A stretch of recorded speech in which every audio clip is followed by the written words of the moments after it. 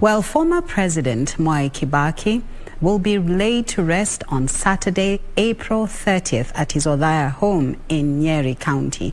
Interior Cabinet Secretary Dr. Fred Matiang'I has said the former head of state will be accorded a state funeral with the highest honors, which will be held at Nyayo Stadium on Friday, April 29th.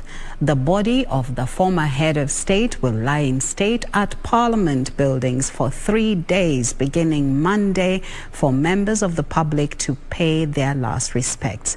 Ben Chumba reports. The flag of the Republic of Kenya. In line with President Uhuru Kenyatta's directive that the late President Mwai Kibaki be accorded a state funeral, National Funeral Steering Committee for the late President Mwai Kibaki has unveiled funeral plans. We have finalized preliminary plans for the state funeral of His Excellency President Mwai Kibaki. First, members of the public will have 3 days beginning Monday to pay their respect to the late former president at Parliament buildings. The President's body will lie in state at the National Assembly for 3 days between Monday and Wednesday this week for members of the public and the rest of the country's leadership to pay their respects. Kibaki will on 29th April be accorded full military honors when his body shall be taken to Nyayo Stadium for a state funeral service. President Kibaki will be given a state send-off with the highest honors because of the distinct service he rendered to our country.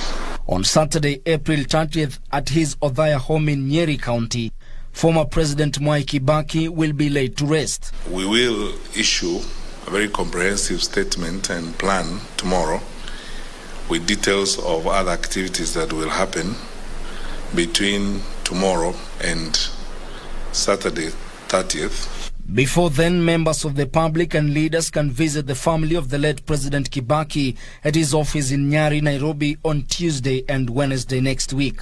We are going to provide the details and the map to the office, and this is where any of those, especially members of the diplomatic corps and any senior members of the public who may wish to visit the family or to convey their condolences in person to the family. Ben Chumba, Legends Edition.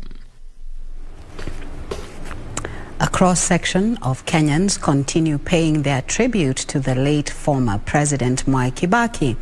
Church leaders from Bungoma County, led by Pentecostal Evangelistic Fellowship of Africa, PEFA, Archbishop John Okenda, eulogized Kibaki as a best economist and a man of unity. The sentiments were echoed by Anglican Church of Kenya, ACK Bishop George Mechumo.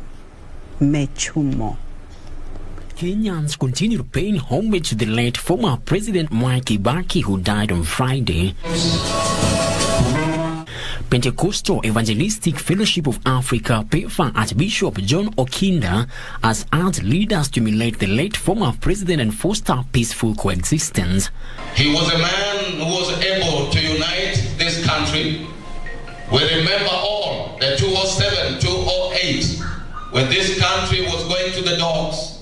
It is through his intervention that he brought the unity of this nation. We as PEFA Church will recognize his great achievement.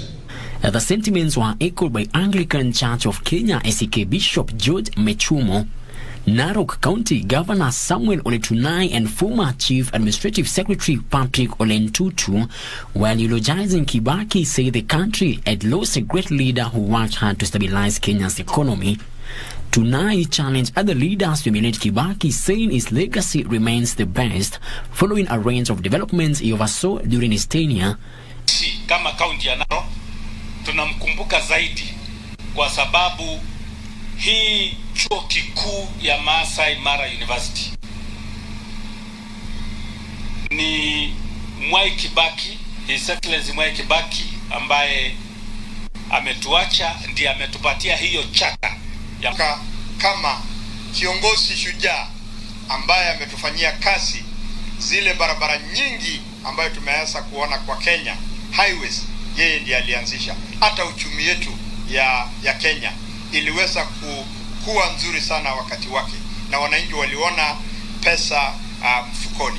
At the same time, former Labour Minister Philip Masinde, who served during Moi's era, described Kibaki as a humble person who worked diligently and was ready to give service to Kenyans. Masinde noted that Kibaki will be remembered for reviving the economy that was on its knees. Tulifanya kazi vizuri sana na yeye. Alikuwa mtu mnyenyekevu ambaye haja yake ilikuwa kupeana service kwa wananchi, watu ambao walimtuma kwa bunge. Hakuwa mtu wa kujidai ya kwamba nilikuwa vice president, kwa nini nirudi kuwa minister.